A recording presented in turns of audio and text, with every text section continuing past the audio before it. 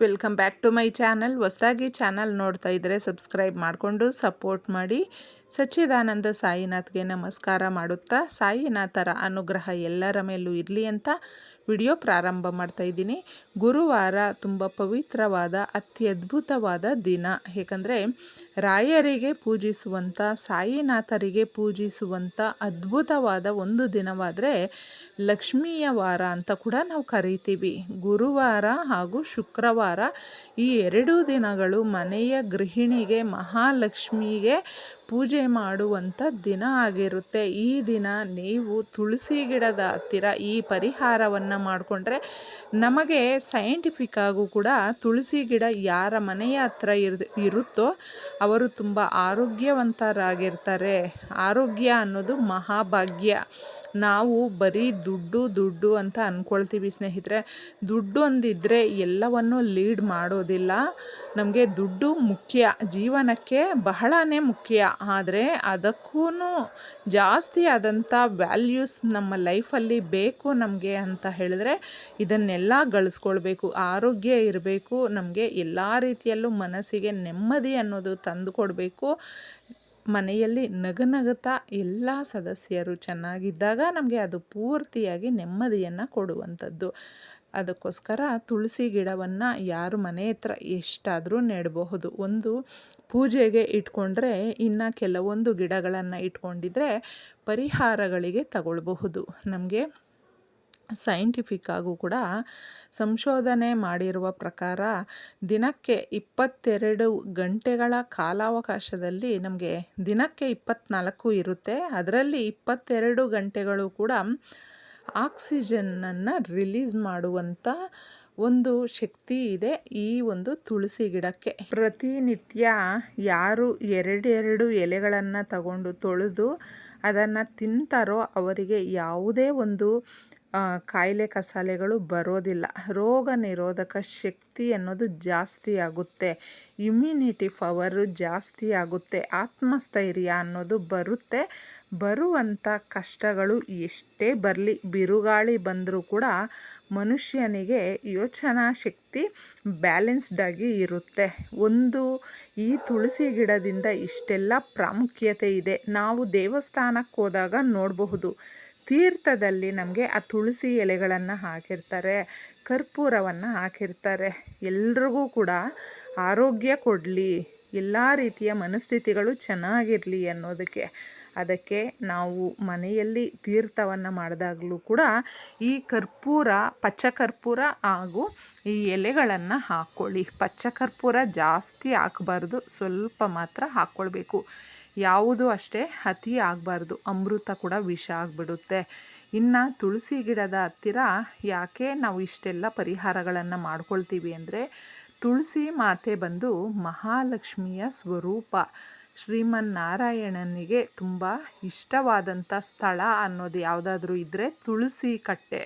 ಅದಕ್ಕೆ ಗೃಹಿಣಿಯರು ತುಳಸಿ ಕಟ್ಟೆಯ ಹತ್ತಿರ ಯಾವಾಗಲೂ ಅಷ್ಟೇ ಕ್ಲೀನ್ ಮಾಡಿ ಇಟ್ಟಿರಬೇಕು, ರಂಗೋಲಿ ಹಾಕಿರಬೇಕು, ಅರಿಶಿನ ಕುಂಕುಮ ಇಟ್ಟು ದೀಪ ಇಡಬೇಕು.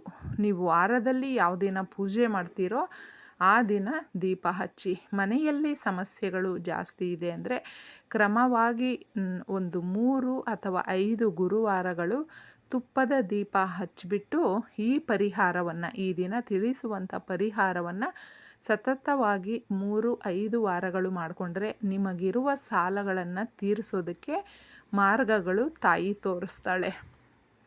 ಆಗ ಕಷ್ಟಗಳು ಕ್ರಮವಾಗಿ ಕಡಿಮೆ ಆಗುತ್ತೆ, ಮನೆಯಲ್ಲಿ ನೆಮ್ಮದಿ ಇರುತ್ತೆ, ಅಷ್ಟೈಶ್ವರ್ಯಗಳು ಅನ್ನೋದು ತುಂಬಿರುತ್ತೆ. ಅದಕ್ಕೆ ಗುರುವಾರ ಈ ಪರಿಹಾರವನ್ನು ನೀವು ಮಾಡ್ಕೊಳ್ಳಿ.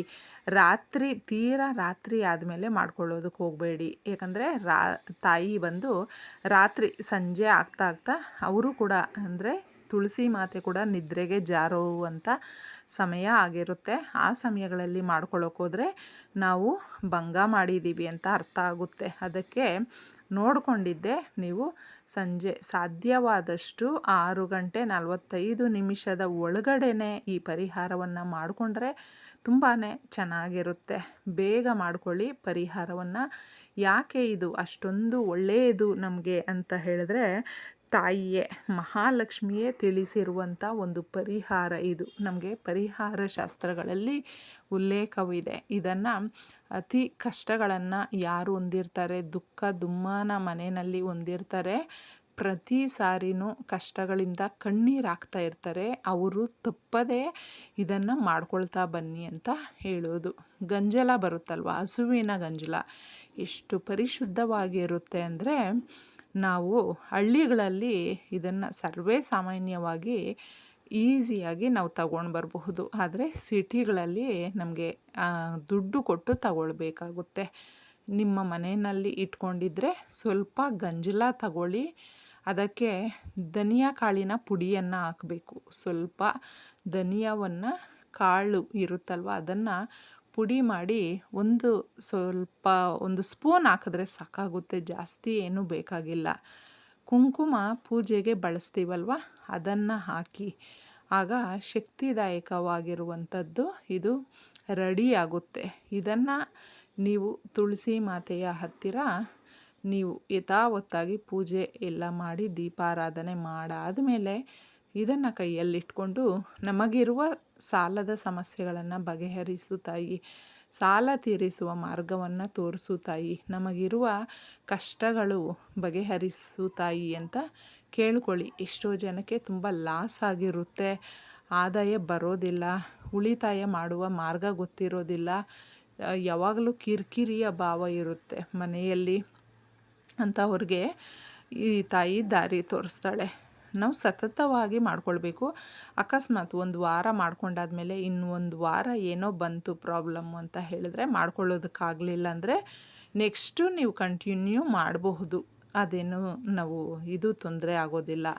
ಈ ರೀತಿ ಯಾರು ಗುರುವಾರಗಳ ಸಮಯದಲ್ಲಿ ಮಾಡ್ಕೊಳ್ತಾರೋ ಅವರ ಮನೆಗೆ ನಾನೇ ಬರ್ತೀನಿ ಅಂತಂದ್ಬಿಟ್ಟು ಮಹಾಲಕ್ಷ್ಮಿ ಹೇಳುವಂಥದ್ದು. ಸಂಧ್ಯಾಕಾಲದಲ್ಲಿ ಮನೆಯ ಬಳಿ ನೀವು ಆ ಹೊಸ್ತಿಲ ಹತ್ರ ಮರೆಯದೆ ಒಂದು ಸ್ಪೂನಷ್ಟು ಜೀರಿಗೆಯನ್ನು ಮೊದಲೇ ಒಂದು ಶುದ್ಧವಾದ ಸ್ವಲ್ಪ ನೀರಲ್ಲಿ ಮಿಕ್ಸ್ ಮಾಡಿ ನೆನೆಸಿಟ್ಬಿಡಿ. ಈ ಥರ ನೆನೆಸಿಟ್ಟಾಗ ಆ ನೀರನ್ನು ನೀವು ಹೊಸ್ಲ ಮೇಲೆ ಹಾಕಿ, ದ್ವಾರ ಶುದ್ಧಿಯಾಗುತ್ತೆ. ಇದನ್ನು ಯಾರು ಮಾಡ್ತಾರೆ ನೋಡಿ, ಅವ್ರ ಮನೆಗೆ ತಾಯಿ ಬರ್ತಾಳೆ, ಶ್ರೀಮನ್ನಾರಾಯಣ ಸಮೇತ. ಲಕ್ಷ್ಮೀದೇವಿ ಇಲ್ಲದ ಜಾಗಕ್ಕೆ ಸ್ವಾಮಿ ಬರೋದಿಲ್ಲ. ಸ್ವಾಮಿ ಎಲ್ಲಿ ಇರೋದಿಲ್ವೋ ಅಲ್ಲಿ ಲಕ್ಷ್ಮೀದೇವಿ ಕಾಲು ಕೂಡ ಇಡೋದಿಲ್ಲ. ಅದಕ್ಕೋಸ್ಕರ ನಾವು ಈ ಥರ ಮಾಡಿಕೊಂಡಾಗ ಇಬ್ಬರೂ ಕೂಡ ಬರ್ತಾರೆ. ಅದನ್ನು ನಾವು ಎಲ್ಲ ರೀತಿಯಲ್ಲೂ ಕೂಡ ನಮಗೆ ಸೌಕರ್ಯವನ್ನು, ಸ್ಥಿತಿವಂತರನ್ನಾಗಿ, ನಮ್ಮನ್ನು ಭಾಗ್ಯವಂತರನ್ನಾಗಿ ಮಾಡುವಂಥ ಈ ತಂದೆ ತಾಯಿಯನ್ನು ನೀವು ರಿಸೀವ್ ಮಾಡ್ಕೊಳ್ಳೋದಕ್ಕೆ ಈ ಸಣ್ಣ ಪರಿಹಾರ ಮಾಡ್ಕೊಂಡು ನೋಡಿ. ಎಷ್ಟು ಚೆನ್ನಾಗಿರುತ್ತೆ ಅಂದರೆ ನಿಮಗೇ ಆಶ್ಚರ್ಯ, ಅಷ್ಟು ಖುಷಿ ಕೊಡುತ್ತೆ. ಎಲ್ರಿಗೂ ಒಳ್ಳೆಯದಾಗಲಿ. ಧನ್ಯವಾದಗಳು.